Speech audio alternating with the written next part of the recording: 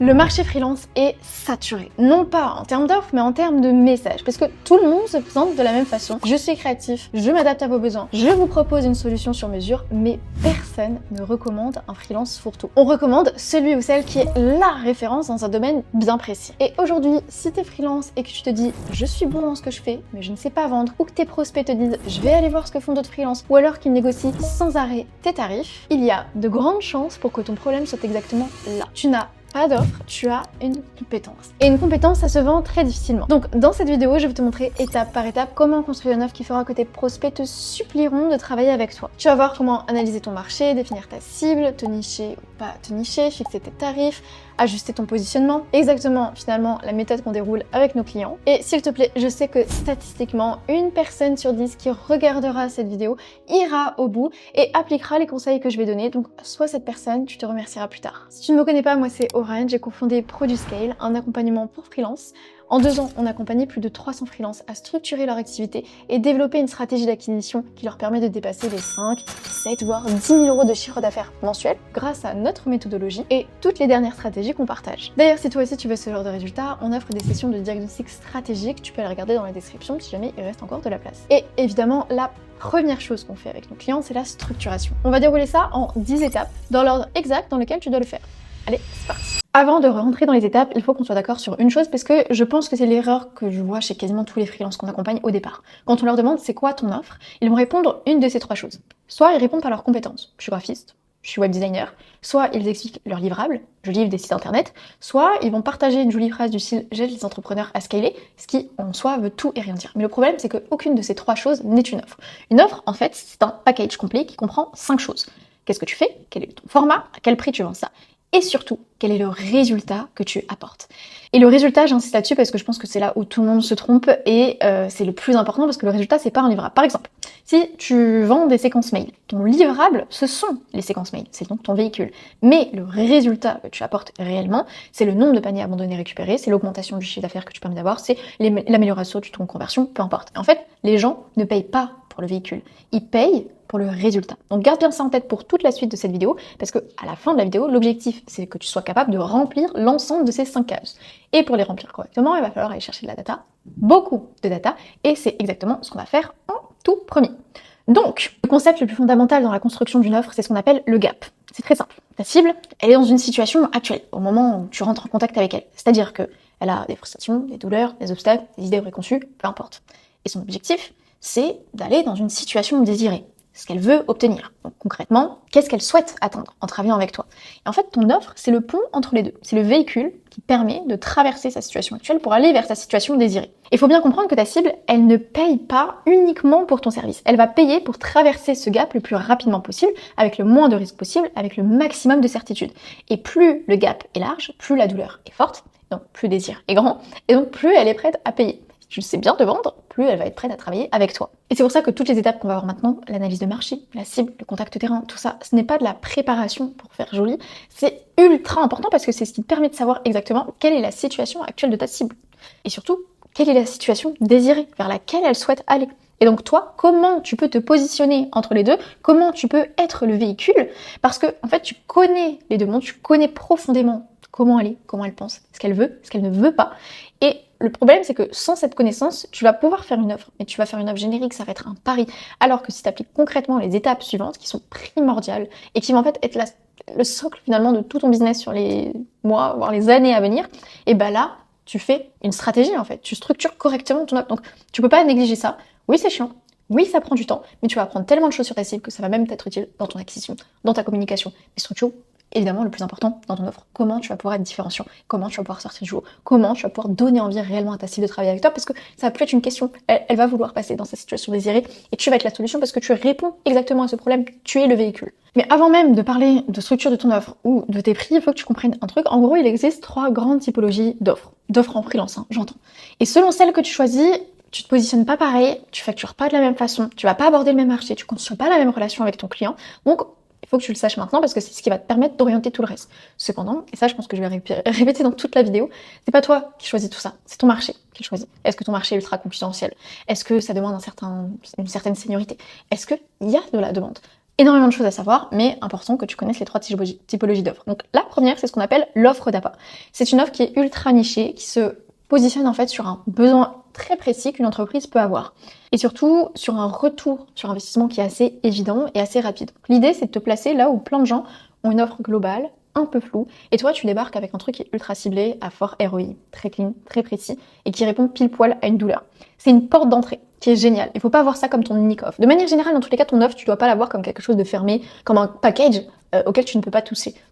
Les entreprises font appel à un freelance pour sa flexibilité. Donc là, c'est ton offre d'entrée, c'est ton offre d'appât. Et en fait, le truc, c'est que puisque tu te positionnes sur un problème très précis, là où il y a énormément de personnes qui sont généralistes, que tu as un ROI fort, en fait, ça va être presque plus facile à vendre et ça va te permettre de dérouler sur un certain nombre d'upsells, d'offres suivantes. On va revenir dessus un petit peu plus loin quand on parlera de l'écosystème des offres, justement. Ensuite, la deuxième typologie d'offre, c'est ce que j'appelle l'offre collaborateur. Donc là, on est sur quelque chose de différent parce que c'est, on va dire, une espèce de logique part-time. Le but, c'est de réunir plusieurs de tes compétences, la skill stack dont on parlera à un autre moment, pour devenir un vrai aimant dans l'entreprise. Tu es un collaborateur externe, si on peut dire ça comme ça. Donc en fait, tu interviens sur plusieurs aspects. Tu accompagnes la boîte généralement sur du long terme, donc en fait, tu vas avoir du recurring. Surtout, tu te positionnes non pas comme un simple exécutant qui livre une tâche, mais comme un stratégiste qui accompagne vers l'atteinte d'un résultat. Donc, que ce soit un résultat en lui-même, de l'optimisation, un ROI, peu importe. Et du coup, cette offre, elle te fait sortir de la logique de prestataire et elle te rapproche un petit peu plus de la logique de stratégiste. Et j'ai pas envie de le dire, mais je vais le dire quand même, c'est quand même une des offres qui est les plus rémunératrices parce que sur la durée, en fait, tu t'inscris longtemps avec quelqu'un, ça t'apporte une certaine stabilité. Mais encore une fois, c'est le marché qui décide ça. Toutes les prestations de services qui sont possibles ne peuvent pas forcément être transformées en offres collaborateurs. Toute personne aussi ne peut pas proposer ses services en tant qu'offre collaborateur parce qu'en fait, ça demande non pas avoir une seule compétence, mais un ensemble de compétences qui vont te permettre d'être un réel collaborateur de l'entreprise. Je m'explique. Par exemple, t'es monteur vidéo. Si t'es monteur vidéo, t'es donc exécutant. Tu réponds à une problématique précise, tu interviens, tu livres, ça y est, c'est fini, tu vas peut-être faire d'autres vidéos derrière, tu vas peut-être pouvoir faire un peu d'upsell, je sais pas, si tu publies, si tu fais du CM, peu importe. Mais voilà, c'est une offre assez basique. Si tu veux être collaborateur d'une entreprise, en étant monteur vidéo de base, ça te demande de développer d'autres compétences. Par exemple, tu peux devenir head of YouTube, je dis n'importe quoi. Donc en fait, oui, tu vas monter des vidéos, mais tu vas aussi travailler le titre, tu vas aussi travailler la miniature, tu vas travailler les A/B testing, tu vas travailler la description, tu vas travailler un lead magnet, je dis n'importe quoi. Donc ça te demande des compétences autres que le simple montage vidéo. Faire une miniature, faut un travail un petit peu de graphiste. Faire un bon hook, faire une bonne introduction, faire un bon titre, ça demande un travail de copywriting, ça demande un travail d'analyste. Donc en fait, c'est quelque chose de beaucoup plus compliqué, qui se vend beaucoup plus cher, qui permet de rester avec quelqu'un sur le long terme, mais qui demande d'avoir plus de compétences que des simples compétences d'exécutant, si je peux dire ça comme ça. Donc la troisième typologie d'offre, par contre, c'est l'offre métier. Et là, c'est très simple, tu vends ton métier. Tu te positionnes comme développeur, par exemple.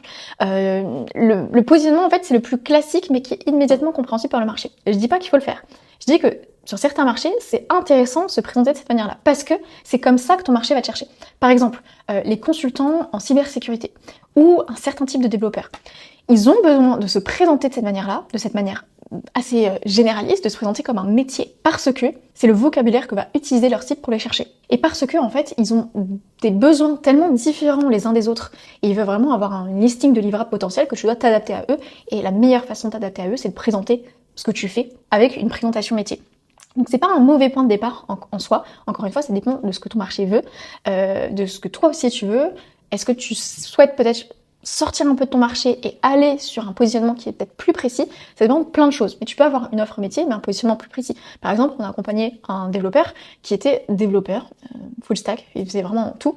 Et il avait une préférence pour l'expertise Odoo, pour la création de RP. On l'a présenté de cette manière-là. Pas avec une offre packagée, pas avec une offre collaborateur. En tant que consultant Odoo, expert Odoo, créateur de RP, ça reste une présentation métier, mais il fallait que cette présentation métier soit celle-ci parce que, en fait, c'est ce que recherche sa cible et c'est comme ça qu'il est le plus facilement compréhensible par elle et au final, il a signé 15 000 € de prestations en seulement 3 semaines. Donc c'est très important de bien comprendre encore une fois que tout va partir de ton marché et c'est pour ça que l'étude de data et le benchmark concurrentiel qu'on va voir juste après est totalement primordial. Donc demande-toi vraiment laquelle de ces 3 typologies colle le mieux avec là où t'en es, là où tu veux aller, tes compétences, ce que recherche le marché. Parce que évidemment, tu peux combiner plusieurs, c'est-à-dire que tu peux avoir une offre d'appât qui va upsell sur une offre collaborateur, par exemple, ou une offre collaborateur qui va upsell sur une offre métier. Réellement, c'est de construire un écosystème d'offres et ça, on verra ça ensemble juste après, mais il faut surtout que tu comprennes que c'est ton marché qui va te dire concrètement comment on décline tout ça de manière intelligente et sur certains marchés, ton offre d'appât, ça va être un audit, par exemple.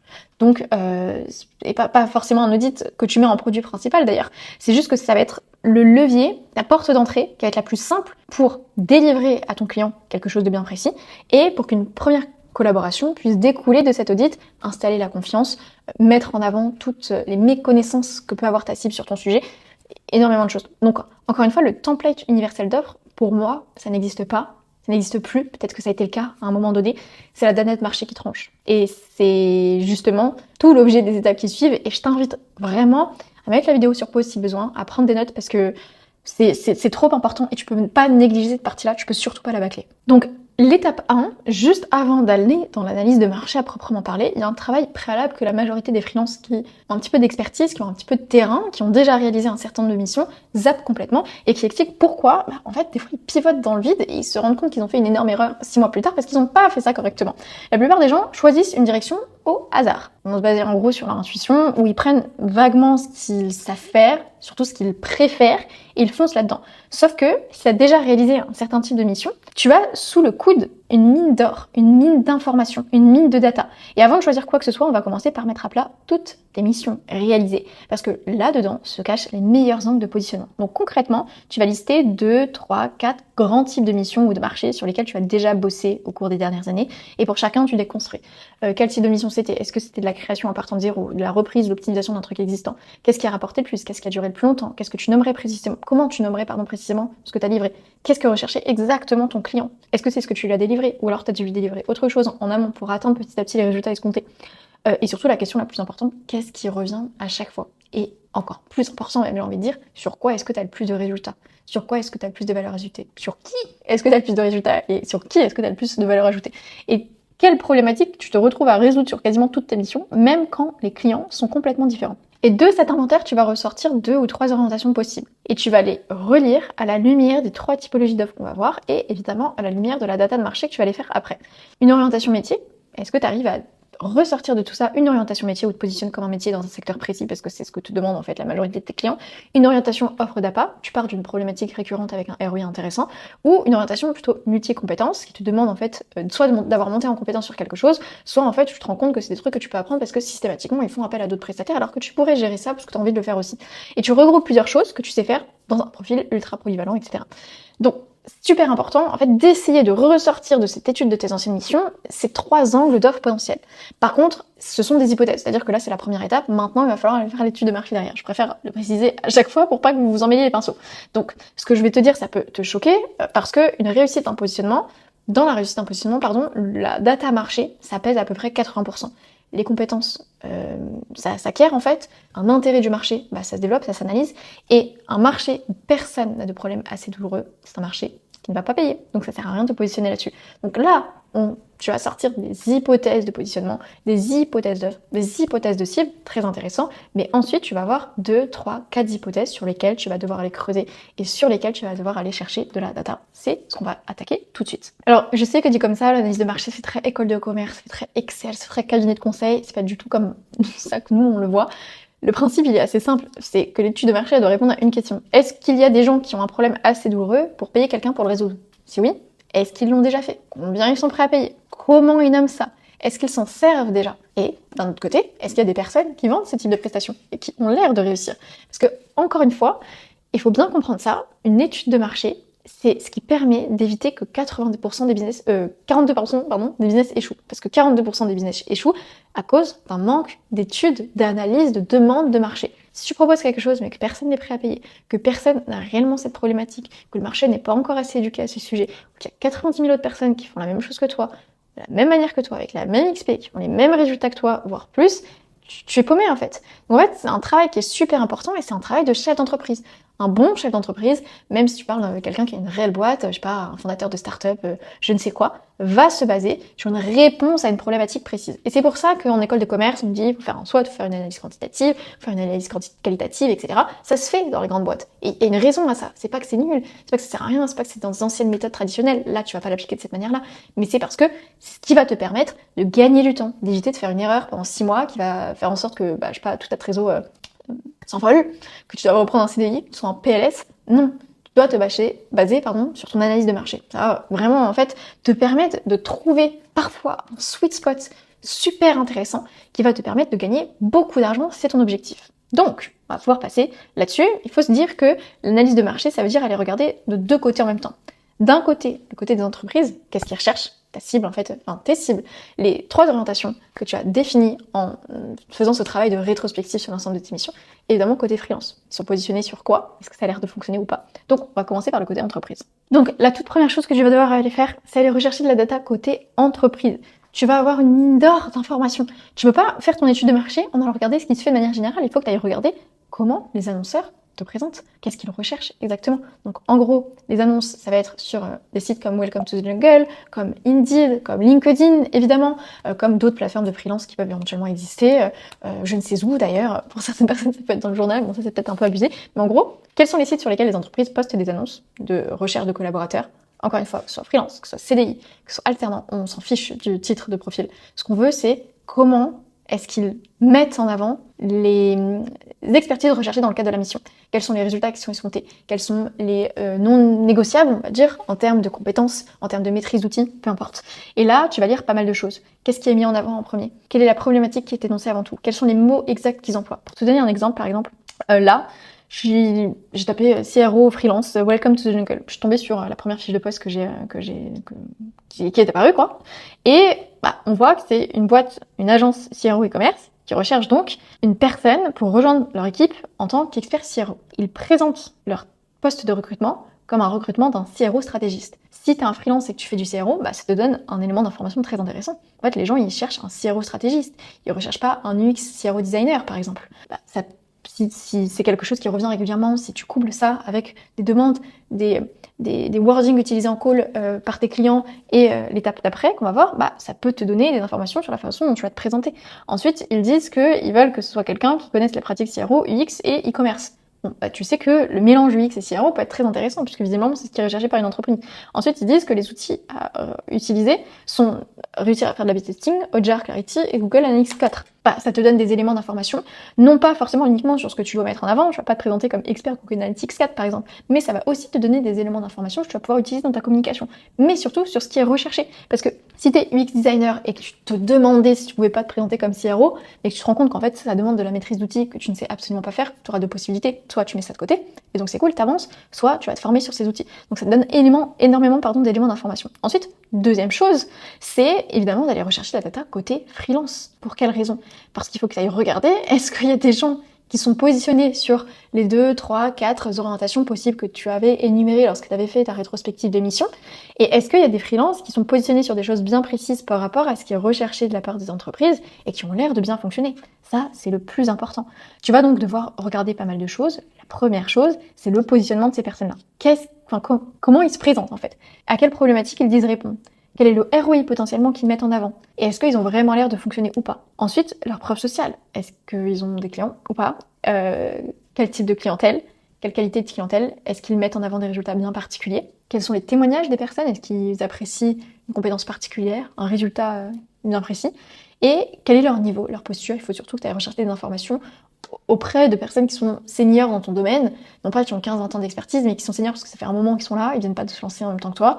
Peut-être qu'ils ont été en CDI auparavant au sein d'une agence, donc ils connaissent de l'intérieur aussi le milieu, parce qu'ils ont déjà travaillé avec cette clientèle cible, et parce qu'ils ont pas mal de clients, donc en fait, a priori, ça marche, ils connaissent le marché. Et là, en fait, tu vas devoir te glisser dans potentiellement les angles qui sont sous-représentés. C'est-à-dire que, en fait, peut-être que tu vas constater de cette manière-là, j'ai n'importe quoi, t'es designer, tu es designer pour e-commerçants, tu vas rechercher de la preuve sociale auprès d'une personne qui travaille avec pas mal de e-commerçants, et tu te rends compte que dans les preuves sociales, systématiquement, elle met en avant, ou il met en avant, de la refonte de fiches produits, ou de la refonte de panier abandonné, peu importe. Et que dans les témoignages des clients, ils mettent en avant, super, la refonte de fiches produits, ça nous a apporté tant de conversions supplémentaires. Ça te donne de l'information sur un angle intéressant, sur lequel il y a de la recherche de la part d'entreprise, il y a quelqu'un qui est positionné qui fait systématiquement ça, mais pourtant cette personne, elle a beaucoup plus d'années d'expertise que moi, et il y a beaucoup de personnes sur le même domaine que moi, donc j'ai peut-être un intérêt à me nicher là-dessus. Et en fait, cette data-là, elle est ultra précieuse. Mais concrètement, comment tu vas aller la chercher? Tu vas aller la chercher en rentrant en contact des gens. Oui, tu vas aller la chercher aussi en tapant donc sur Welcome to the Jungle, en tapant sur LinkedIn, par exemple. Là, je trouve une meuf, 27 recommandations, bureau de création, on va voir son LinkedIn, elle a de l'XP, elle a des posts qui cartonnent, elle a beaucoup de preuves sociales qu'elle met en avant régulièrement. Bon, là, c'est intéressant d'aller rentrer en profondeur, tel un journaliste, sur tout ce qu'elle a pu mettre en avant, comment elle a commencé, de remonter les posts, etc., de remonter les recommandations, etc., pour voir est-ce qu'il y a eu un changement de positionnement de sa part, est-ce qu'elle s'est réorientée d'une certaine manière à partir du moment où elle a eu tant de résultats, tant de preuves sociales, peu importe, tu vas chercher de la data. Mais surtout concrètement, comment tu vas chercher cette data? Oui, en allant chercher sur internet ce qui se passe, mais surtout en prenant contact avec les gens. Tu dois aller prendre contact avec ta cible. Tu dois surtout aller prendre contact avec les freelances. On reviendra derrière après sur le réseau de pairs notamment, parce que c'est de cette manière là que je le présente. Mais il faut impérativement que tu contactes les personnes pour pouvoir leur demander quelle est leur vision du marché. Est-ce qu'ils ont des recommandations? Est-ce qu'ils ont des red flags? Qu'est-ce que eux ils pensent de la concurrence sur le domaine? Est-ce qu'ils pensent que, pas n'importe quoi, la suggestion d'offres que tu as, d'offres métiers, elle est beaucoup trop généraliste et que tu vas te faire manger et que ça va être très très difficile de te différencier? Il faut que tu ailles au contact des gens. Et encore une fois, oui, c'est très bien de rechercher l'information, mais tu as fait le plus dur en te lançant en freelance. C'est de te lancer. Maintenant, tu dois sortir de ta zone de confort et tu dois aller au contact des gens parce que ça va te permettre de gagner énormément de temps. Ça peut aussi te ramener énormément d'opportunités, mais surtout, ça va te permettre de gagner énormément de temps parce que tu vas arrêter de faire des suppositions par rapport à ce que tu vois. Tu vas voir la personne en face, tu vas lui poser des questions. Nous, on a une méthode très simple qu'on partage à nos clients chez ProduScale pour pouvoir récolter un maximum de data de cette façon-là. Je suis sûre qu'au début, ils ont tous peur de le faire et au final, ça se fait très facilement parce que la posture qu'il faut mettre en place, elle est assez simple. Et en vrai, oui, t'as pas 100% de taux de réponse, mais t'as un très bon pourcent de taux de réponse si t'appliques la stratégie. Donc c'est très intéressant. Et en fait, qu'est-ce que ça va te donner comme information? Ça va te donner énormément d'informations que tu vas trouver nulle part ailleurs. Déjà, quel est le vrai langage de ta cible? Encore une fois, côté entreprise et côté freelance senior, expert sur ton marché, c'est une freelance qui fonctionne bien. Quel est le vrai langage de ta cible? Quelles sont les problématiques qu'ils ont et pour lesquelles ils sont prêts à payer? Quels sont les trous du marché? Donc en fait, des positionnements sur lesquels en fait tout le monde travaille, mais avec d'autres types de compétences annexes à ça, et sur lesquels il y a vraiment un ROI intéressant à aller chercher, sur lesquels potentiellement tu peux te positionner. Quels sont les prix réels? Les gens ils facturent combien? Quel format? Les prix, les tarifs mis en avant par les clients finaux, c'est quoi en fait? Ça te donne un aperçu aussi de savoir si tu es peut-être au-dessus du marché ou pas, quelle est la moyenne sur laquelle tu vas devoir te positionner, les signaux faibles, donc quelles sont les tendances qui émergent aussi, parce que ça c'est très important, surtout si tu te mets sur une tendance, là tu deviens la référence assez rapidement. J'ai une amie par exemple qui s'est positionnée il y a 3 ans, en 2023 ou en 2024 sur les bannières LinkedIn, à l'époque où LinkedIn était un réseau émergent, si je peux dire ça comme ça, sur lequel il y avait très peu de personnes qui étaient nichées, tu avais des experts LinkedIn mais tu n'avais pas de designer LinkedIn, elle s'est nichée sur les bannières, elle a explosé, elle a fait 80 000 € de chiffre d'affaires en l'espace d'un an. Sa première année de freelance. Je mettrai le lien du podcast, j'ai fait un podcast avec elle que je pourrais mettre dans la description. Il y avait un signal faible, elle s'est positionnée dessus, elle est devenue une référence, elle a explosé. Donc, c'est très important de bien comprendre que ce sont ces éléments-là que tu vas devoir aller chercher. Et donc, concrètement, comment tu enquêtes? Tu vas te faire un certain nombre de sessions de 3 heures minimum. Je pense qu'en 9 heures de taf, tu as le temps de comprendre et d'analyser tous ces éléments. Donc, première chose que tu vas faire, c'est que tu vas taper des mots-clés par tout, sur Google, sur LinkedIn, sur YouTube, sur Insta, sur TikTok, sur des forums, sur des podcasts, partout. Tu vas devoir analyser aussi, évidemment, les concurrents qui réussissent sur ces mots-clés-là, ce qui est mis en avant. Est-ce qu'il y a des mots-clés sur lesquels il n'y a personne et du coup, peut-être que c'est pas si intéressant que ça. Est-ce qu'au contraire, il y a des mots-clés qui reviennent plus, qui sont peut-être des nouvelles tendances de présentation, peu importe. Ensuite, évidemment, je dis évidemment parce que c'est évident pour moi, mais il faut que tu ailles regarder ce qui se passe sur le marché anglo-saxon. Ils sont en avance sur nous. Est-ce qu'il y a des gens pionniers ou émergents sur une certaine niche, sur une certaine orientation, sur une certaine façon de mettre en avant des résultats, de promettre un résultat, de répondre à une problématique qui est là, sous-entendu, c'est peut-être quelque chose qui va arriver d'ici très peu de temps en France. Et donc si tu prends ça en considération, tu te positionnes là-dessus, intéressant, tu vas encore une fois pouvoir être potentiellement pionnier sur ton marché. Et là, la petite astuce que j'ai à te faire à ce sujet-là, c'est de te créer un profil Google qui soit vraiment dédié à ton étude de marché, avec une adresse Gmail bien précise, parce que tu vas aussi t'inscrire à des newsletters, parce qu'il y a énormément de valeurs qui sont données dans les newsletters aussi, et tu vas faire toute ta recherche dessus, comme ça tu vas pas être biaisé par ton algo, par tes précédents de recherche, etc. Et donc ça va vraiment te montrer ce que tu veux. Ça, c'est le petit truc que tu devrais faire. En termes de volume, pour moi, oui, 9 heures de travail là-dessus, intense, ça suffit largement. Donc, bloque-toi du temps, reviens sur tout ce que je t'ai dit là, et bombarde. Tu notes tout dans un document bien précis. Et attention quand même, petit warning dessus, il faut quand même que tu aies établi en amont des orientations différentes. Parce que je dis n'importe quoi, c'est des graphistes et tu vas chercher uniquement ce que font des graphistes et comment les entreprises recherchent un graphiste, tu vas avoir uniquement des graphistes généralistes et des entreprises qui recherchent des graphistes généralistes. Pourtant, c'est un marché qui est quasiment saturé, sur lequel c'est vraiment assez difficile d'aller si t'es pas différenciant. Et surtout, si tu viens d'arriver sur le marché, je sais pas, tu sors des études, tu sors d'une alternance, tu sors d'un CDI et t'as pas eu énormément de preuves sociales à montrer, peu importe. Il faut d'abord que tu aies établi des orientations de marché potentielles sur lesquelles c'est 2, 3, 4, voire plus orientations de marché. Tu vas aller chercher la data par rapport à des niches précises, que ce soit des niches sectorielles, que ce soit des niches d'expertise. Donc, paralyse pas ton analyse, il faut vraiment que tu aies fait ce travail en amont qu'on a énoncé. C'est pour ça qu'il y a un certain nombre d'étapes que je te dis qu'il faut que tu suives étape par étape, c'est trop important. Et là, tu es une éponge, tu absorbes vraiment, tu as des informations, tu les absorbes, et ensuite tu mettras des conclusions par rapport à tout ça, et là, tu pourras creuser les informations. Et là, maintenant, tu vas pouvoir d'ailleurs identifier ta cible. Donc, la première étape, c'était d'aller étudier le marché. Encore une fois, il y a plusieurs étapes dans cette première étape, très important de suivre correctement. Maintenant, et seulement maintenant, tu vas pouvoir aller identifier la cible à laquelle tu veux t'adresser. Et là, tu vas pas partir d'une page blanche, puisque tu dois partir des conclusions qui sont ressorties de ton étude de marché. Donc, tu as déjà des trucs en main. D'un côté, tu as ton analyse de marché qui t'a montré où il y a de la demande, quels sont les problèmes qui sont vraiment douloureux, où est-ce que les gens sont prêts à payer, où est-ce qu'il y a des trous potentiellement. Et de l'autre côté, tu as mis à plat tes missions, tu as montré tout ce que tu sais réellement faire, là où tu as obtenu des résultats pour des clients, etc., etc. Et ta cible, en fait, ça va tout simplement être le croisement entre les deux. Et surtout, en fait, si tu as déjà réalisé des missions, encore une fois, là, je pars du principe que tu as déjà réalisé des missions, mais si on n'a pas encore, je reviendrai dessus après dans la vidéo sur comment te réaliser des preuves sociales, même si tu viens de te lancer et que tu n'as pas justement de portfolio à mettre en avant et de preuves sociales à mettre en avant. Et ce croisement-là, c'est exactement ce que la plupart des gens ratent. Parce qu'ils vont choisir une cible par rapport à ce qu'ils préfèrent. Ça, je pense que c'est la plus grande erreur. C'est pas toi qui choisir qui va te donner de l'argent. Tu vas choisir qui va te donner de l'argent quand ça fait un certain temps que tu es sur le milieu, que t'es implanté, tu as vraiment des canaux qui sont en place et que tu sais ce qui te rapporte du résultat, tu sais comment avoir du résultat, tu sais ce qui te différencie, tu sais comment toi tu apportes des résultats aussi à ta cible. Et là, tu vas pouvoir te dire, bon bah, je vais me nicher là où j'ai le plus d'appétence, parce que j'en ai marre de travailler pour X, pour Y ou Z. Mais tant que tu n'as pas cette possibilité-là, c'est le marché qui choisit où tu te niches, où tu te cibles.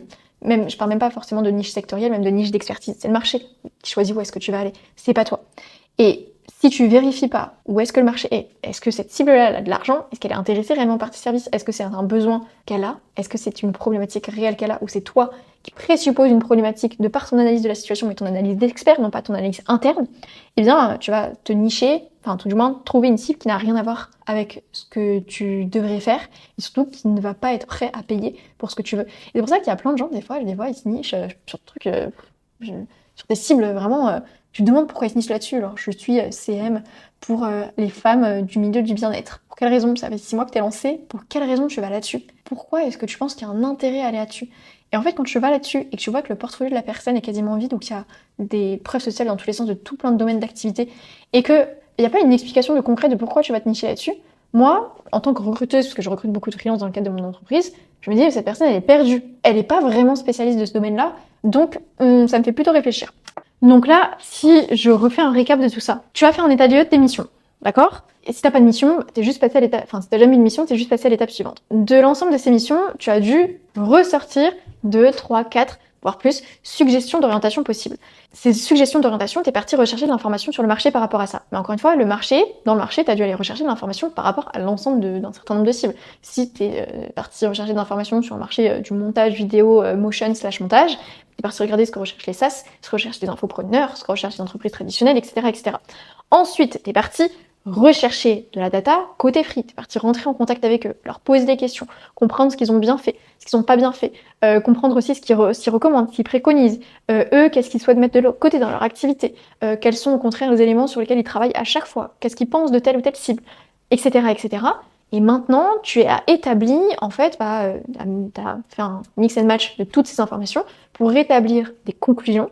Et sur ces conclusions, eh bien, tu as pu définir une cible, a priori, sur laquelle tu vas pouvoir avoir une orientation de structuration d'offres particulière. Donc en fait, grâce à ça, si je reprends encore une fois l'exemple de mon client qui était développeur, grâce à ça, lui a pu identifier que sa seniorité sur le marché, sa compréhension de sa cible, les besoins du marché, etc., lui ont permis d'aller se nicher sur la typologie consultant Odoo et je ne sais plus exactement comment il l'a présenté, mais en gros, créateur et intégrateur de RP au sein des entreprises. Il est passé par toutes ces étapes-là et encore une fois, en l'espace de 3 semaines, il a signé 15 000 € de prestations parce que la structuration initiale a été faite correctement et la structuration initiale ne sort pas de sa tête, elle sort de la prise de contact avec le marché, elle sort de l'étude de data. Donc encore une fois, grâce à tout ça, tu as établi une cible sur laquelle c'était potentiellement intéressant d'aller. Parce que, après, c'est pas obligé d'avoir une cible précise, tu peux être vague, mais nécessairement, généralement, tu vas avoir une orientation de cible qui va souvent en ressortir. Surtout si tu as réalisé un certain nombre de missions et que tu vois pour qui est-ce que tu as le plus de résultats. Parce que si tu as le plus de résultats, j'ai n'importe quoi, pour des agences SEO, bah, tu as tout intérêt à te nicher dessus parce que tu sais que tu peux avoir des résultats intéressants pour ces gens-là et donc de mettre en avant des témoignages clients, des ROI intéressants et donc créer encore plus de trust auprès de ta cible potentielle et donc pouvoir aller chercher plus de résultats parce que tu sais mettre en avant correctement tes profils sociaux, etc., etc. Mais t'es pas du tout obligé de te nicher en termes de cible, tu peux rester généraliste si c'est ce qui est recommandé, en tout cas ce qui ressort de tes conclusions de ton étude de marché. Ce n'est pas une obligation, mais généralement c'est intéressant. Mais par contre, il faut aussi comprendre que de ton étude de marché doit ressortir des niches d'expertise potentielle. Encore une fois, si on reprend l'exemple de mon client, c'est non pas une niche en termes de cible, donc je sais pas, il est développeur pour les SaaS, c'est une niche en termes d'expertise, consultant Odoo, créateur de RP. Et ça, c'est bien à prendre en considération.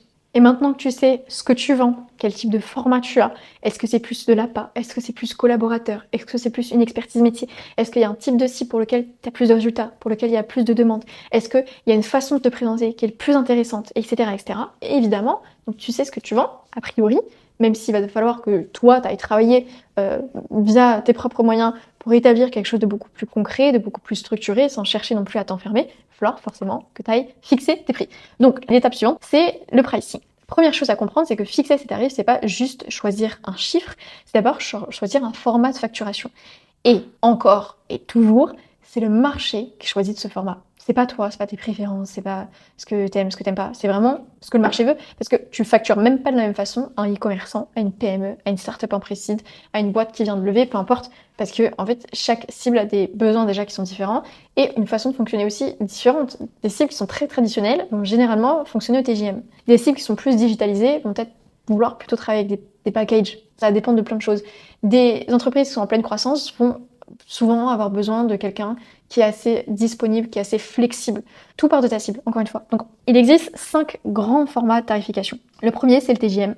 Le client, il achète ton temps, là, directement, mais c'est pas une mauvaise chose en soi, hein. C'est des standards du marché, par exemple, pour le marché tech, pour les marchés conseils, pour les ESN, pour les missions longues, où le format, enfin, le scope bouge. Pour des marchés traditionnels, si je peux dire ça de cette manière-là, c'est pas mauvais, parce que si tu veux faire plus d'argent, tu peux potentiellement augmenter ton TJM. Comment tu vas pouvoir augmenter ton TJM? Eh bien, ça va aussi passer par les compétences que tu vas rajouter à ça, ça va passer par la preuve sociale que tu as, ça va passer aussi par le nombre de demandes que tu es capable d'encaisser, parce que si naturellement tu as beaucoup de demandes et que tu peux pas prendre tout le monde, tu vas aussi augmenter tes tarifs petit à petit comme ça. Le piège, par contre, c'est que tu vends du temps, pas du résultat, donc tu auras un plafond à un moment ou un autre par rapport à ton nombre de jours disponibles et il faudra que tu évolues en conséquence. Deuxième format potentiel, c'est le forfait. Donc là, le forfait, c'est quoi? C'est tu as un besoin ponctuel auquel tu réponds et en fait, tu as un scope qui va être assez clair, c'est que tu vas avoir un préfixe pour un livrable défini. C'est parfait quand le scope il est clair, mais le piège, c'est que si tu sous-estimes le temps que ça va te prendre, en fait, tu vas finir par travailler gratos parce qu'il faut toujours quand même connaître son TGM et rapporter ça à ça. Donc là, c'est un forfait où tu sais que tu vas intervenir de manière ponctuelle dans une entreprise. Ah ok, vous avez besoin de ça, bah, je vous le délivre. Vous avez besoin de ça, bah, je vous le délivre. Mais si tu prends pas en considération d'abord quel est ton TGM et le temps que ça va te prendre de manière générale, tu peux des fois te faire un peu marcher dessus, mais c'est ok, ça va te permettre de réajuster tout ça. Ensuite, troisième type de format, c'est le package. Donc là, le package, en gros, c'est tu as plusieurs services ou un seul service qui est regroupé dans un pack qui est fixe, à un prix fixe, qui est très standardisé et où tu vas savoir exactement le temps que ça va te prendre. Donc, généralement, c'est je vous fais X pour Y résultat en tant de temps et je travaille avec tel type de personne. Par exemple, à l'époque, on avait niché une cliente, je pense pas que ce serait pertinent encore aujourd'hui, malheureusement, mais on avait niché une cliente, enfin dans le sens où si vous lancez sur ce marché, ça devient de plus en plus concurrentiel quand même, c'est de se nicher sur la refonte de fiches produits pour les e-commerçants. Une fiche produit, c'est un template, donc elle sait exactement ce qu'elle vend, à un prix qui est forcément fixe puisque c'est toujours les mêmes templates. Elle sait exactement en combien de temps elle livre parce qu'elle a déjà fait plusieurs fois et c'est un besoin one shot et c'est un package auquel elle peut rajouter des expertises supplémentaires si elle veut grossir le truc, mais c'est un pack. Je prends la fiche produit, avec la fiche produit tu vas forcément reprendre x, y, z choses en compte pour que je puisse te construire ta fiche produit correctement. Ensuite tu as le retainer. Le retainer c'est un abonnement mensuel et ça c'est pour les gens qui travaillent en continu. Par exemple il y a des types de prestations qui sont plus sujettes au retainer, typiquement des gens qui font du SEO. Des gens qui font des ads aussi, ça marche beaucoup, des gens qui font de l'acquisition de manière générale, des gens qui font de la com aussi, et là du coup t'as un abonnement mensuel, ça peut aussi être de la maintenance parfois, donc tu fais partie de l'équipe, du client, t'as un revenu récurrent, et il faut par contre que tu cales un engagement entre 3 et 6 mois minimum pour que tu t'y retrouves aussi. Et ensuite t'as un dernier format qui est la performance, que je recommande à très peu de personnes, parce que ça dépend d'énormément de choses que tu vas pas forcément maîtriser. Donc là, tu prends un pourcentage du résultat qui est généré. C'est plus intéressant de travailler avec un fixe plus performance. Nous, on le fait avec certains freelances qu'on a recrutés en interne. Mais travailler que à la performance, tant que tu n'as pas d'abord travaillé avec le client pour voir comment il fonctionne, quelles sont ses problématiques, etc., c'est assez tricky, mais ça dépend de plein de choses. Donc là, tu Tu peux le faire que si tu peux mesurer directement le ROI que tu vas avoir. Et tu dois avoir un gros niveau de preuve en amont. Et toujours, moi je pense que tu as un fixe de base, encore une fois. Mais ça va dépendre de plein de facteurs. Donc c'est assez difficile pour moi d'aller sur ça. Donc comment tu choisis? 3 critères. Ce que ta cible connaît déjà. Donc en gros le format avec lequel elle a l'habitude de travailler. Si ton marché fonctionne au TGM, tu vas difficilement pouvoir débarquer avec un abonnement. Le type de problème aussi auquel tu réponds. Est-ce que c'est un problème ponctuel? Est-ce que c'est un problème qui est récurrent où il y a toujours un besoin dessus? Est-ce que c'est un problème qui est ultra mesurable? Et ensuite, les signaux de budget que tu as récoltés sur le terrain. Si ta cible ne dépense jamais plus de 500 € pour une presta parce qu'ils n'ont pas énormément d'argent, tu vas pas pouvoir proposer un retainer à 2000 € par mois. Le chiffre lui-même, tu n'as pas non plus à le deviner. Ça vient de ton étude de marché, encore une fois. De manière générale aussi, tu vas regarder sur une plateforme comme Melt comment les gens qui font ce que toi tu veux proposer, quel est le TGM qui est annoncé?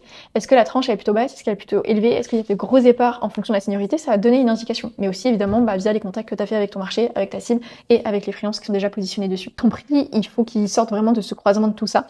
Et non pas qu'il sorte de ta tête parce que tu dois potentiellement pouvoir le justifier encore une fois aussi. Et ça surtout, ton prix, il est justifié par les résultats que tu permets d'avoir. Donc, par ta preuve sociale. Si t'as pas de preuve sociale, tu vas pas pouvoir proposer un certain tarif. C'est normal, hein. On ne travaille pas avec quelqu'un qui a un tarif qui est élevé et qui peut pas nous prouver qu'il l'a déjà mis en place pour quelqu'un et que ça a fonctionné.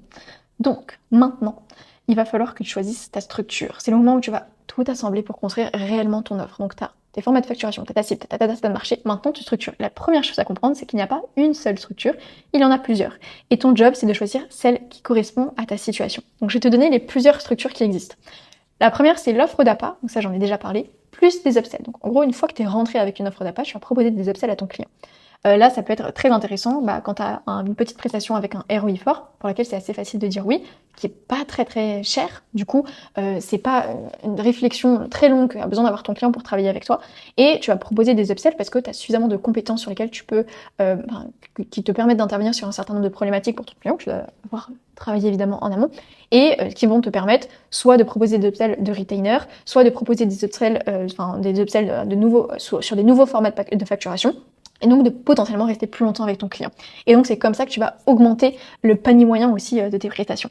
Et là, c'est la structure idéale quand ton marché est très concurrentiel, qu'il est assez difficile à pénétrer parce que la porte d'entrée, elle enlève le risque pour le client. Et surtout, tu réponds à un problème qui est tellement précis et qui est relativement immédiat, en tout cas le résultat est relativement immédiat, que ça fait sauter une barrière de réflexion qui est assez intéressante. Donc là, l'exemple que j'ai donné avec ma cliente qui s'est nichée sur la refonte de fiches produits pour les e-commerçants. Et elle, par exemple, elle est passée de 900 € par mois à 3000 € par mois grâce à ça. Avant, elle était ultra généraliste et elle galérait en fait, elle était vraiment en PLS. La deuxième possibilité, c'est d'avoir une offre core plus un listing de prestations supplémentaires que tu vas pouvoir rajouter, donc que tu vas upsell à ta cible en fonction de ses besoins, en fonction des problématiques, encore une fois, sur lesquelles tu peux intervenir de ta spécialité. En fait, tu vas juste les garder sous le coude parce que tu dois être flexible et capable de répondre à des besoins qui sortent de ton scope initialement que tu as prévu. Donc là, c'est intéressant et c'est pertinent quand tu as déjà une vraie légitimité dans ton marché, que tu as déjà de la preuve sociale et que ta cible, elle sait à peu près ce qu'elle veut aussi. Troisième possibilité, c'est pas un audit plus un listing, plus un upsell, des upsells potentiels. Un listing de prestations, en fait, sur lesquelles tu vas pouvoir intervenir via du sur-mesure. Ou un audit plus une offre core. Ça dépend vraiment de ton marché. Encore une fois, je peux pas faire des généralités parce que tout dépend de ce que chacun fait, tout dépend de qui tu vas viser, tout dépend de ta seniorité sur ton marché, tout dépend de beaucoup trop d'éléments. Donc en fait, les gens qui te disent il faut que tu fasses ton œuvre de cette façon, à part s'ils ne travaillent et ils font exactement la même chose que toi et qu'ils travaillent qu'avec des gens qui font la même chose que toi, et donc ils savent que pour le marché c'est de cette manière là que ça fonctionne, mais qu'ils font la même chose que toi, ils vont viser la même personne, ils ont la même seniorité, ils ont les mêmes preuves sociales, etc. Là ça peut être intéressant, mais sinon en fait trop d'éléments différents pour que tu puisses avoir un standard d'offre qui soit adapté à tous les freelances et tous les prestataires de services. Parenthèse fermée. Donc là, typiquement, cette possibilité-là, elle est plus intéressante sur des marchés assez corpo, des marchés tradis qui sont plutôt matures et qui ne vont pas rechercher des packs pour une prestation bien précise, mais en fait qui ont besoin que tu fasses un audit pour faire un état des lieux de tout ce qui va, de tout ce qui va pas, et donc de tous les éléments sur lesquels tu vas pouvoir potentiellement travailler derrière. Donc s'il y a des éléments qui reviennent, généralement, tu as des offres corps que tu peux proposer, sinon c'est un listing en fonction des besoins que tu vas devoir combler. La quatrième possibilité, c'est du TJM et c'est du 100% sur mesure.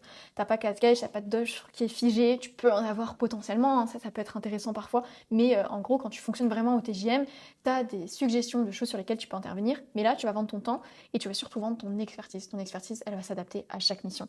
C'est le standard des marchés tech ou des marchés conseils, où en fait, le scope, il va bouger en permanence. Le marché, il évolue beaucoup aussi, et donc ta cible, elle fonctionne aussi déjà cette manière-là, donc tu dois t'adapter. Et là, la vraie question, c'est laquelle est-ce que tu vas choisir?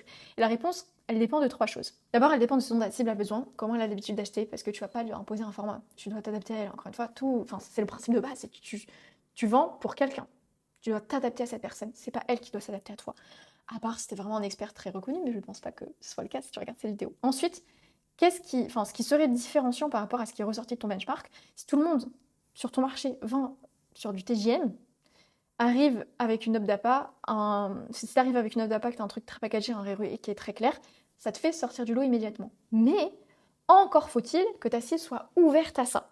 Donc, si tu vises une cible qui n'est pas très tradie, très corpo, de manière générale, les gens font quelque chose de très généraliste, justement, ils interviennent sur plein de choses. Si toi, tu viens sur un petit bout pour ensuite remonter derrière, là, ça peut être très intéressant. Et ensuite, la troisième chose qui va permettre de répondre à quel type d'offre tu dois choisir, c'est la complexité de pénétration du marché. Et ça, c'est un point qui est clé. Est-ce que tu repars de zéro? Dans le sens où est-ce que tu as déjà de la preuve sociale sur ton marché? Parce que si tu as zéro preuve sociale sur ton marché, ça va être difficile de proposer un audit premium et de faire un listing de choses sur lesquelles tu peux intervenir. Parce que tu peux pas me prouver que tu es assez pertinent et tu as assez d'expertise pour faire un audit. Ou alors, oublie, je pense, l'offre core direct. Si ton marché est ultra saturé, tout le monde a une offre core, tout le monde a un truc qui est très précis, tu vas toujours être comparé par rapport à ton prix, puisque les autres ils se vendent de la même façon, et il y en a beaucoup des autres, ça va être difficile, donc c'est plus intéressant potentiellement de te rabattre sur une offre d'appât. Alors que si tu as déjà eu des résultats, que tu as de la légitimité, tu peux te permettre d'aller vers le type d'offre qui correspond à ton marché, certes, encore une fois, et aussi de ce qui pourrait te permettre d'être différenciant. Encore une fois, les 3 éléments se rejoignent les uns avec les autres, et donc proposer ce que toi tu veux proposer, ce que tu trouves le plus juste par rapport à ton expertise, par rapport à tes tarifs, par rapport à la façon dont tu veux gérer ton activité, etc. Mais le sujet de la preuve sociale, tu l'as compris depuis le début, il est primordial. On va l'aborder qui est juste après. Et encore une fois, la preuve sociale, que tu sois senior, dans le sens où tu as beaucoup de prestations que tu as déjà réalisées, ou que tu te repositionnes sur un marché, ou que tu viennes te lancer, donc tu n'as aucun portfolio, et ça peut être travaillé d'une certaine façon, et tu peux réussir à mettre en avant ce que tu veux mettre en avant. Mais retiens bien quelque chose de tout ça, c'est que ton offre, c'est très rarement une prestation isolée finalement. Et c'est bête de t'enfermer, à part si tu as la possibilité de le faire et que tu veux le faire, mais c'est bête de t'enfermer dans un seul type de prestation.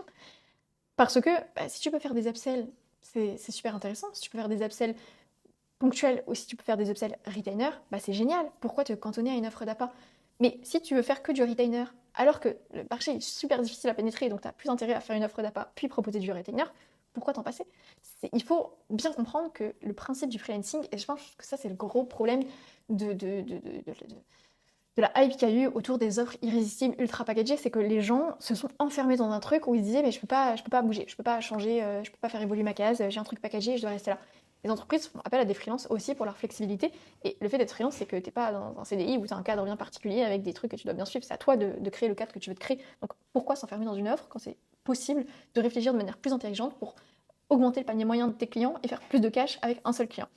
Donc, très important de faire un point là-dessus. Maintenant, l'étape suivante, ce sont les preuves sociales. Et ça, c'est le carburant de tout ton système. Parce que sans preuve, tu n'as pas de confiance. Et sans confiance, c'est très difficile de proposer des prix qui sont élevés. Donc là, on arrive au dernier gros morceau de cette vidéo qui est directement lié avec tout ce qu'on vient de voir précédemment. Donc la preuve sociale, c'est quoi? Parce que tu peux avoir le meilleur positionnement du monde, une offre qui est super structurée, qui répond à un besoin particulier, des tarifs qui sont parfaitement calibrés. Si tu n'as pas de preuve sociale, si tu ne peux pas montrer que ça marche, ce que tu fais, en fait, les gens, ils vont pas vouloir te faire confiance. Et c'est totalement logique. Encore une fois, moi, en tant que personne qui recrute des gens, je vais pas te payer un certain prix si tu n'es pas capable de me prouver que je peux avoir les résultats escomptés. Tu me prouves que je peux avoir les résultats escomptés si tu as de la preuve sociale, si tu as un portfolio qui est rempli, si tu as des recommandations clients. Autrement, je suis désolée de te le dire, parce que ça va à l'encontre avec ce que plein de gens qui vivent dans je ne sais quel monde peuvent dire sur les réseaux sociaux, tu vaux rien si tu n'es pas capable de me montrer que tu vaux quelque chose. Donc ouais, j'ai mon prix, donc je ne veux pas travailler pour tel prix alors que je sais que je vaux autre chose. Non, tu dois penser long terme en plus au lieu de penser court terme, ça j'y reviendrai après. C'est ta preuve sociale qui te permettra de proposer des tarifs qui sont intéressants.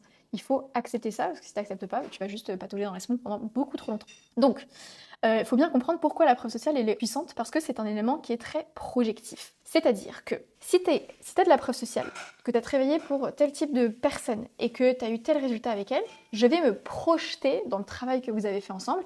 Et donc, en tant que personne qui recherche un prestataire, je vais me dire, je vais devoir passer par les mêmes étapes et je vais pouvoir avoir le même résultat. Et c'est ça qui est intéressant. La preuve sociale, c'est pas uniquement dire que les gens t'ont déjà fait confiance. Oui, c'est intéressant, mais si tu as de la preuve sociale sans ROI, dans tous les cas, ton tarif, peut-être qu'il va pas... ton tarif doit être corrélé à ça aussi. C'est de la preuve sociale qui est pertinente par rapport au ROI que tu mets en avant et aux problématiques auxquelles tu dis répondre. Donc, quand un client veut bosser avec toi, il veut le faire pour ton expertise. Mais comment tu lui montres ton expertise? Via des preuves sociales. Parce que tu lui montres tu lui prouves même que tu connais exactement son domaine d'activité, que tu le connais parfaitement, tu sais ce qu'il recherche parce que tu l'as déjà mis en place, tu sais quelles sont les problématiques qu'il peut avoir parce que tu les as déjà traitées. Et c'est exactement la même chose quand toi, par exemple, peut-être que tu regardes cette vidéo et que tu hésites à prendre un accompagnement. Et j'espère que tu vas choisir l'accompagnement de quelqu'un qui aura déjà accompagné des personnes qui sont dans la même situation que toi, peut-être sur le même marché que toi, qui a évidemment des preuves sociales à mettre en avant pour montrer que ce qu'il fait passe pas du vent, que ça marche vraiment. Et au-delà de te fier juste au screen qui peut être mis, tu vas voir sur Trustpilot, tu vas voir sur les recommandations LinkedIn, tu vas voir sur des YouTube, sur des preuves sociales qui sont tangibles. Et là, tu choisis. C'est comme ça que tu fais, je l'espère, en tant que freelance qui souhaite te faire accompagner.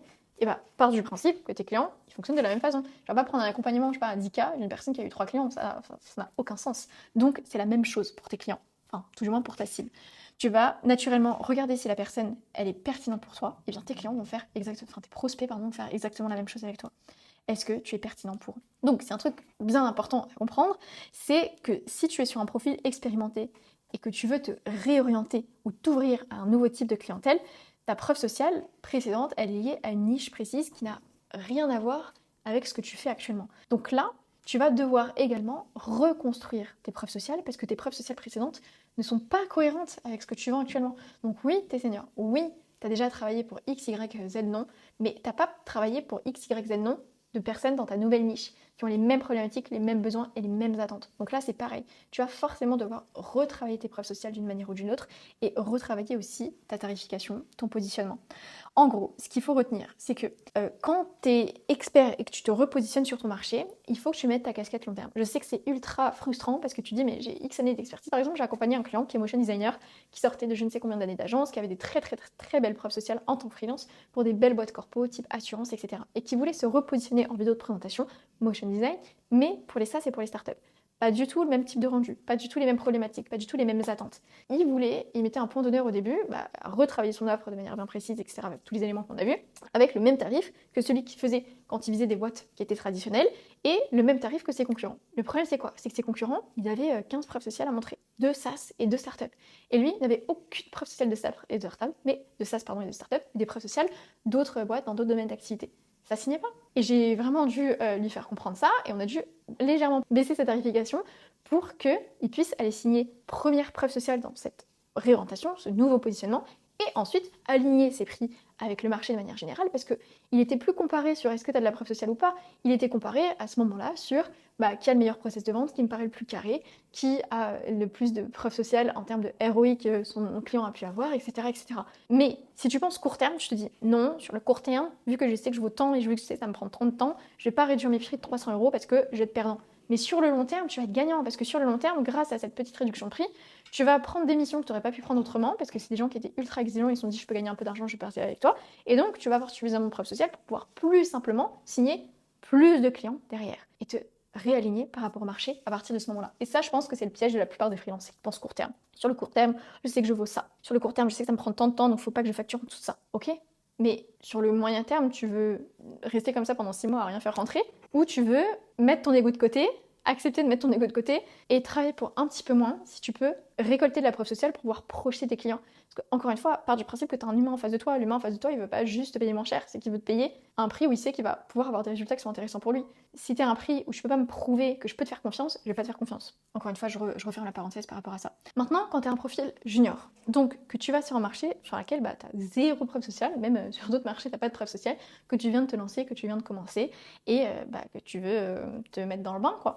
la meilleure chose que je puisse recommander, donc on part du principe que tu es vraiment un junior, donc tu sors d'études par exemple, t'as pas même de background dans une agence où tu as de la preuve sociale que tu peux réutiliser de ton présent travail et tu as de la seniorité sur ton marché, donc avec une compréhension et des problématiques que tu sais gérer et du ROI potentiel à mettre en avant, bref, de la preuve sociale. Tu vraiment rien du tout, nada. La meilleure chose dans ce cas-là que tu puisses faire, selon moi, c'est de pouvoir proposer des prestations gratuites. Ça va te permettre de travailler énormément de choses et beaucoup plus de choses qu'on ne croit. C'est ce que j'ai fait quand je me suis lancée de mon côté, par exemple. En fait, faire un projet gratuit, au début, ça te permet de travailler potentiellement avec des gens que tu pourrais pas avoir autrement. Moi, ce que j'ai fait quand je me suis lancée, du coup, c'est que j'ai cherché à rentrer en contact et proposer des projets gratuits. Au final, je l'ai fait qu'une seule fois alors que je voulais le faire 5 fois, auprès de personnes qui avaient vraiment des super belles preuves sociales dans mon domaine. Donc en fait, des gens que si je proposais quelque chose de payant, ils allaient chercher quelqu'un qui a vraiment une pointure dans mon domaine d'activité. Mais puisque j'ai proposé quelque chose de gratuit, ils ont accepté de travailler avec moi, aussi parce que je maîtrisais la partie commerciale, surtout parce que je montrais que j'avais la niaque, que j'allais pas leur prendre leur temps et que j'allais vraiment faire le meilleur travail possible parce que j'avais envie de réussir et qu'en fait il fallait que je m'entraîne sur eux et qu'ils pouvaient être un gros coup de boost dans mon activité. Je travaillais avec une personne, donc gratuitement. C'était une super belle preuve sociale et ça m'a aidé à comprendre énormément de choses et à me sentir beaucoup plus sereine sur la vente à partir du moment où j'allais commencer à proposer mes prestations de manière payante et augmenter mes tarifs petit à petit. Déjà, ça te fait monter en compétence sur la delivery. Parce que c'est la première fois que tu vends ce type de choses. Donc en fait, c'est la première fois que tu délivres, c'est la première fois que tu vois que tu apprends à communiquer, c'est la première fois que tu apprends à vraiment travailler dans un temps imparti, c'est la première fois que tu as affaire à quelqu'un qui te dit j'aime ou qui te dit j'aime pas. Ça te permet de monter en compétence sur la partie delivery. Ça te permet de monter en compétence sur ton process commercial aussi. Parce que même si la personne, tu proposais quelque chose de gratuit, les gens ils veulent pas tous travailler avec quelqu'un de gratuit parce que des fois, ils voient vraiment ça comme une perte de temps parce qu'ils disent je vais devoir faire monter en compétence la personne. À ce moment-là, tu vends pas tes compétences. À ce moment-là, tu te vends toi. Et donc ça, dans tous les cas, toute ta vie, la vente, ça sera vendre ton service, mais ça sera aussi te vendre. Donc là, ça va te permettre d'apprendre à te vendre. Ensuite, autre chose, ça va te permettre forcément d'enrichir ton portfolio, mais aussi de mettre en application en conditions réelles des compétences que tu n'as jamais exécutées. Par contre, très important, je dis projet gratuit, mais ça ne veut pas dire que tu n'as rien en retour. Tu dois impérativement demander un témoignage en retour.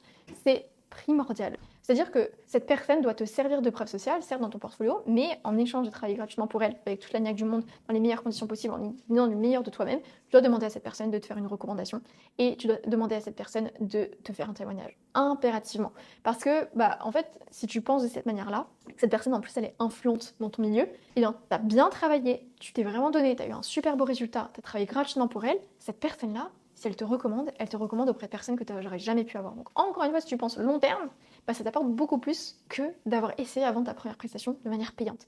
Et surtout, tu as été payé pour apprendre. Tu n'as pas été payé, mais tu as appris. Par contre, là, je fais un gros warning, c'est que tu ne dois pas faire 15 000 prestations gratuites. T'en fais 1 à 3 pour te construire un bon portfolio, pour avoir des belles recommandations. Et ensuite, tu fais évoluer tes prix petit à petit. Et à un moment, tu vas devoir tarifier, c'est obligé. Mais d'autant plus que tu auras été beaucoup plus en confiance. Tu seras devenu beaucoup plus confiant, beaucoup plus confiante sur les projets que tu vas faire de manière payante parce que tu auras testé en fait de livrer tes projets. Tu auras compris aussi le ROI que tu peux apporter à quelqu'un, tu auras compris comment se passe une bonne relation client, tu auras appris à poser tes limites et tu vas beaucoup mieux réussir à vendre ta prestation et à te vendre toi. Donc ça, c'est très important. Et derrière, en fait, encore une fois, on fait confiance à quelqu'un qui a de la preuve sociale. Par exemple, si je te montre mon taf, j'ai 48 recommandations, plus 47, j'ai beaucoup de recommandations. Tu vas faire confiance à quelqu'un qui a autant de recommandations et des recommandations qui sont bien construites parce que pareil, quand tu vas demander des recommandations, des témoignages à tes clients pour lesquels tu travailles gratuitement, il faut bien que tu travailles une structure de recommandations bien précise pour qu'on puisse se projeter. Donc en gros, tes recommandations, elles doivent être structurées d'une manière où la personne, elle partage le avant, elle partage le travail que vous avez fait, et elle partage surtout le après, la situation dans laquelle tu l'as amené. Et c'est comme ça que tes recommandations, tes témoignages de clients pour lesquels tu as travaillé gratuitement sont vraiment impactants parce que là, je vois le avant-après, je comprends où est-ce que tu peux amener, je comprends comment tu travailles. Là, je me projette et même si tu n'as pas 15 projets mais que tu n'en as que 3, je te fais confiance parce que les témoignages sont élogieux. Et encore une fois, je refais un warning dessus, mais travailler gratuitement ou travailler pour moins que ce que vaut le marché si tu es senior, que tu te repositionnes, ou travailler gratuitement si tu es vraiment junior, que tu te lances, tu vas avoir un prix d'entrée qui fait que les gens vont plus vouloir travailler avec toi. Donc c'est pas un problème.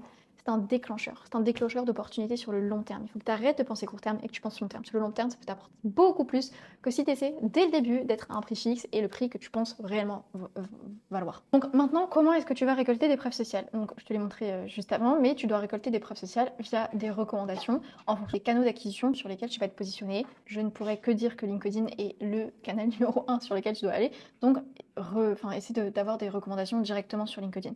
Donc la structure, encore une fois, c'est situation initiale, avant où est-ce qu'il en était, où est-ce qu'elle en était, qu'est-ce que vous avez mis en place ensemble et quel est le résultat qui a été atteint. Idéalement aussi d'avoir un petit peu plus de perso. Qu'est-ce que la personne elle a pensé de toi de manière générale, qu'est-ce qu'elle a apprécié. Voilà, d'avoir une petite touche perso, ça ajoute quand même pas mal de choses et d'accumuler un maximum de recommandations. Aussi, tu dois essayer d'avoir de la preuve sociale en faisant des screens, des retours que te font tes clients. Donc là, typiquement, j'ai une cliente qui m'a fait un retour qui m'a juste partagé une victoire. Elle a eu un lead qui lui a proposé quelque chose de génial et en plus un lead qui venait de son étude de marché quand elle était partie contacter ses pairs potentiels, en tout cas des freelances qui étaient plus avancés qu'elle ou des mini-agences qui étaient plus avancées qu'elle sur son marché pour récupérer de la preuve sociale, de la data de marché, et qui m'ont permis en plus d'avoir des résultats. Et avec la méthodologie qu'on a pour créer son réseau de pairs et aller contacter les freelances correctement au sein de l'accompagnement, on a des clients qui signent très très très souvent des missions grâce à ça, donc assez rapidement puisque c'est une étape qui se fait assez rapidement. Et ensuite, simplement en fait avoir des screens de messages que font tes clients sur les actions qu'ils mettent en place et les résultats que ça a. Et tu vas devoir aussi chercher à mettre en avant ta preuve sociale en publiant de ton côté sur ton canal d'acquisition, donc en l'occurrence sur LinkedIn. Tu as des screens de résultats que te partagent tes clients et tu vas les mettre en avant et tu vas faire un post qui parle de cette projection. Situation initiale, situation finale, les actions qui ont été mises en place pour que ton client type ta cible puisse se projeter dans le travail que vous allez faire potentiellement ensemble pour avoir l'atteinte de ce résultat qu'elle souhaite également avoir. Et c'est comme ça qu'en fait aussi tu capitalises énormément sur tes clients, que ce soit des clients gratuits, que ce soit des clients à prix réduit, que ce soit des clients à tarif normal, et que ça va te permettre d'avoir énormément de clients derrière. Je vais faire une vidéo complète sur comment construire en fait ton système d'acquisition pour aller chercher des clients. Et c'est comme ça que tu vas récolter de la bonne preuve sociale et que tu vas la mettre correctement en avant. Ne te contente pas de demander à la personne qu'est-ce qu'elle a pensé de toi. Demande-lui vraiment d'expliquer comment elle était initialement, qu'est-ce que vous avez mis en place, qu'est-ce qu'elle apprécie, quel est le résultat qui a été atteint. Et de toi, faire en sorte d'avoir une banque de preuves sociales que tu vas pouvoir récupérer pour pouvoir les mettre en avant correctement. Et encore une fois, ça, je parle de manière générale, mais je parle aussi de quand tu commences à créer ton offre, parce que tu vas aussi devoir mettre en avant le plus rapidement possible les premières preuves sociales que tu as à prix réduit ou à prix zéro, pour que ça puisse vraiment te servir d'atout, au-delà du fait de, évidemment, créer ton portfolio et l'adapter correctement par rapport à tout ça. Maintenant, avant-dernière étape, et c'est la question qu'on me pose le plus, est-ce qu'il faut impérativement te nicher? Je comprends la peur, parce que la plupart des gens, ils ont peur de se nicher, parce qu'ils pensent que ça va leur créer une prison. Sincèrement, je l'ai eu. Quand tu te lances en freelance, c'est pour être libre, c'est pas pour t'enfermer dans quelque chose, qui peut aider dans quelque chose que tu kiffes pas forcément énormément. Et la plupart du temps, les gens se disent, mais si je me niche, j'ai peur des clients, ou alors juste ils se nichent mal, ils font une niche sectorielle, donc en termes de cible, alors que ça n'a pas l'intérêt en fait que ce soit le cas, comme j'ai dit précédemment, ou se niche sur une expertise qui n'est pas suffisamment intéressante. En fait, il faut se nicher dans certains types de circonstances, et moi j'ai une façon de se nicher bien particulière, on a une façon de se nicher bien particulière au sein de l'accompagnement. Donc déjà, posons les faits. Se nicher, c'est être mémorable, c'est potentiellement pouvoir vendre plus cher, c'est signer plus facilement tout du moins, c'est simplifier son acquisition parce que tu sais exactement où est ta cible, quoi lui dire, comment lui parler, et c'est très simple parce qu'en fait elle est tellement précise et tu réponds à un besoin qu'elle a. Donc, tu vas être beaucoup plus clair auprès d'elle. Donc, en fait, tu vas créer beaucoup plus de crédibilité, mettre en avant plus facilement ton expertise auprès d'elle et donc signer plus facilement. Aussi, se nicher, ça permet d'avoir un bouche à oreille qui est beaucoup plus ciblé. Parce que, imaginons, si quelqu'un travaille avec toi et que tu es niché sur l'emailing pour les e-commerçants. Quelqu'un lui demande, est-ce que tu connais quelqu'un pour de l'emailing? Cette personne va forcément te recommander parce qu'elle sait qu'elle a travaillé avec toi pour un résultat bien précis et que tu travailles pour ce type d'entreprise. Alors que si tu fais du marketing de manière générale et que quelqu'un va voir ton client en disant moi je recherche quelqu'un sur de l'emailing de manière précise, en fait ton client ne va pas te recommander toi parce que en fait tu fais tout et donc tu sais pas si c'est vraiment ton domaine d'expertise. Donc en gros ça permet d'être reconnu comme un expert beaucoup plus vite. Mais aussi, et c'est là que la plupart des conseils s'arrêtent, c'est que se nicher, ça peut mal tourner parce que des fois tu peux aller viser un marché qui est trop petit, des fois tu peux en fait juste te mettre en avant sans qu'il y ait un intérêt, comme je disais, comme les gens qui sont CM pour les femmes dans le monde du bien-être, il n'y a pas d'intérêt et donc ça peut te décrédibiliser. Et surtout si ton marché il est trop petit, donc tu te niches sur un truc qui est vraiment beaucoup trop précis, si ton marché il est petit et que plus si tu as mal fait les étapes précédentes, c'est pas des gens qui ont énormément d'argent, bah tu vas vite finir par être, être dans une prison réellement et ça va être difficile de pouvoir en sortir. Donc il faut se nicher de manière intelligente si il y a un intérêt d'aller là-dessus et si réellement tu as de la valeur ajoutée à aller là-dessus et si tu peux le faire. Donc par exemple, si je prends un exemple de Guilhem qu'on a accompagné, qui est data analyst, on l'a niché sur une cible bien particulière et sur une expertise bien particulière en tant que data analyst pour s'adapter aussi à sa situation, qui est qu'il a un CDI à côté, donc en fait il ne pouvait pas prendre n'importe quel type de mission en tant que data analyst comme ça se fait beaucoup sur le marché, et surtout aussi en fait il y avait réellement un besoin pour cette cible et un type de livrable qu'il pouvait faire assez facilement pour cette cible, et résultat en fait il a eu ses deux toutes premières clientes et a signé en un mois 2600 € de contrat, ce qui est énorme parce que la niche a été bien réfléchie. On a fait une niche expertise et une niche sectorielle, parce que dans son cas c'était intéressant, mais si on avait fait que la niche sectorielle sans expertise, ça n'aurait pas été intéressant, que la niche expertise sans la niche sectorielle, ça n'aurait peut-être pas été intéressant non plus. Donc en fait, je dis pas ça pour te faire peur, mais juste pour te dire qu'il faut que tu fasses attention à pas te créer une prison si ça n'a pas lieu d'être, et que la niche elle se réfléchit bien. Et c'est pour ça que nous chez Produscale, on a créé un concept qu'on appelle le concept de la niche fluide. En gros, c'est quoi? C'est que ta niche, encore une fois, ça ne doit pas être une prison et ça doit être un positionnement stratégique. Ça peut être un positionnement stratégique à un moment T. Donc si vraiment tu vas te nicher sur une cible bien précise. Le but, c'est quoi? C'est que tu vas te spécialiser en fait à fond dans un segment de marché qui est viable et tu vas réussir à devenir la référence au bout de quelques mois, voire quelques années de gros focus, avoir fait rentrer un maximum de preuves sociales, avoir fait rentrer un maximum de cash. Et ensuite, là, tu as gagné le droit de bouger, entre guillemets, d'élargir soit ta niche sectorielle, soit ta niche d'expertise, de pivoter potentiellement vers un segment voisin, de monter en gamme aussi, et ta niche, elle évolue avec toi. Et c'est comme ça qu'en fait, tu te spécialises sans te lasser, parce que tu sais précisément ce que tu dois faire pour que ça puisse te donner le droit de bouger sur le long terme, si je peux dire ça comme ça. Donc, tiens bien ce point parce que ça casse l'objection numéro 1 qui est que si je me niche, je vais m'enfermer. Non, si tu te niches mal, tu vas t'enfermer parce que tu vas chercher un marché qui est trop petit ou parce qu'il n'y a aucun intérêt à le faire. Donc, travaille d'abord bien toutes les parties précédentes, encore une fois, pour que ce soit viable. Et ça peut être très intéressant de te nicher de manière très précise pour te spécialiser, te faire un nom et ensuite, quand tu auras suffisamment de maturité sur ton marché, pouvoir t'élargir. Mais dans ce cas-là, il faut bien que tu prennes ça en considération dès le début pour être sûr de faire les choses correctement. Maintenant, on arrive à la dernière étape de cette vidéo qui est celle où tout va s'assembler, ton positionnement. Donc si tu as bien suivi, tu as toutes les étapes, tu as toutes les pièces du puzzle entre les mains, c'est-à-dire que ton marché il a été validé par la data, ça te dit où est-ce que tu te positionnes, tu sais si tu te cibles ou pas de manière précise ou non, tu sais à qui tu vends, tu sais que le problème il a été validé sur le terrain, donc tu sais exactement ce que tu résous, tu sais quels sont les mots exacts qu'emploie ta cible pour savoir comment lui parler. Ton benchmark te dit s'il y a des trous ou pas sur lesquels tu peux te positionner, de quelle façon tu vas te positionner, est-ce que tu vas avoir une offre d'appât, etc. etc. Tu as des signaux de budget qui te permettent de savoir est-ce que ce marché il est intéressant ou pas, enfin, tout du moins cette cible elle est intéressante ou pas par rapport à X ou Y, cette chose. Tu as des compétences, donc en fait tu sais comment tu vas devoir les imbriquer pour que ce soit le plus sexy possible et surtout tu as construit des belles preuves sociales pour que tu puisses mettre correctement ça en avant et que tu crées de la trust. Donc ton positionnement c'est tout simplement l'assemblage de tout ça en une réponse claire.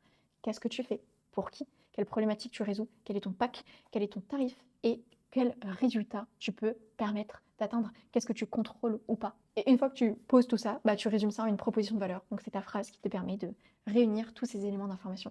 Et ta proposition de valeur, c'est ce qui va naturellement aussi te différencier de tes concurrents. C'est comme ça que ta proposition de valeur, elle est bien construite. C'est parce que tu as tous les éléments construits au préalable, pour que ce que tu écris, ça soit logique. C'est pas juste j'aide les entrepreneurs à scaler. Et pourquoi? Scaler, ça veut dire plein de choses. Donc concrètement, vers quel ROI tu m'amènes, vers quel résultat tu m'amènes, quelle est ma problématique initiale, enfin, est-ce que j'ai vraiment besoin de scaler, quels sont tes éléments différenciants, pourquoi tu te niches sur moi, est-ce que tu as une niche de ciblée, est-ce que tu as une niche d'expertise, si oui pourquoi, sinon pourquoi, etc. etc. En fait, c'est comme ça que ta proposition de valeur, elle est sexy et elle tape dans l'œil de ton prospect parce que tu as construit quelque chose qui correspond à ses besoins de manière générale. Et la dernière chose la plus importante, c'est de faire en sorte que, si possible, le résultat que tu présentes, si tu présentes un résultat qui soit spécifique. Par exemple, j'aide les e-commerçants Shopify à récupérer 15 à 25% de leur panier abandonné, ça vend. Alors qu'à contrario, quelqu'un qui se présente en disant j'aide les entreprises à convertir plus de visiteurs sur Shopify, c'est beaucoup plus généraliste, donc forcément ça ment moins.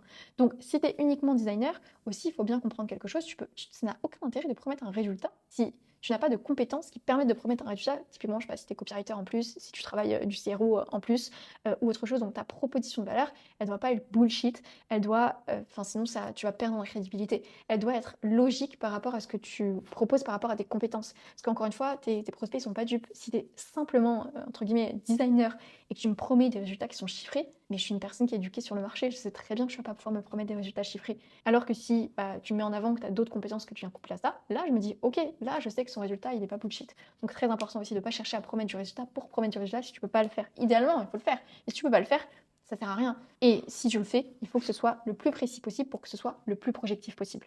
Et avant de conclure cette vidéo, le conseil le plus important que je puisse te donner, et c'est la différence entre ceux qui appliquent et ceux qui procrastinent, tu n'as pas besoin d'une offre parfaite, tu n'as pas besoin d'avoir la cible parfaite, tu n'as pas besoin d'être sûr à 100% de ce que tu fais. Tu as besoin d'une offre testable. C'est ce qu'on appelle la minimum viable offer. La version la plus simple de ton écosystème en fait. Parce qu'il faut que tu testes ce que tu veux vendre avant de savoir si ça vaut vraiment le coup de le vendre et de mettre ça en avant auprès de tout le monde. Il faut que tu ailles tester. Donc soit, comme je disais, tu vas tester de manière gratuite si tu viens de te lancer sur ton marché, parce que dans tous les cas, il faut que tu récupères de la preuve sociale. Et juste, tu vas le tester, tu vas essayer de le vendre d'une certaine manière. Et ça, la prospection permet de le faire pour voir si ça appâte, entre guillemets, réellement les prospects. Et ensuite, retravailler l'ensemble de tous tes systèmes d'acquisition en ce sens pour que ce soit cohérent. Parce que je connais le pattern par cœur, on le voit chez énormément de freelances qui rejoignent l'accompagnement, ils passent des semaines à peaufiner leurs offres, à peaufiner leur wording, à refaire leur documentation Notion, à refaire leur onboarding, sans jamais le confronter au marché. Mais peut-être, là, tout ce qu'on a dit, c'est théorique. Hein. Il y a un tout petit peu de pratique parce que tu es allé au contact du marché directement, mais c'est théorique. Tu sais pas si déjà tu vas pouvoir le faire correctement. Tu sais pas si réellement les gens sont prêts à l'acheter ou pas. Tu sais pas plein de choses. Tu sais pas aussi si tu vas t'éclater là-dedans et si tu vas vraiment pouvoir promettre les résultats que tu souhaites promettre. En fait, ton offre, ça se teste. Donc là, tu as travaillé de la théorie. Comme je l'ai dit au début de la vidéo, en 9 heures à peu près, c'est fait.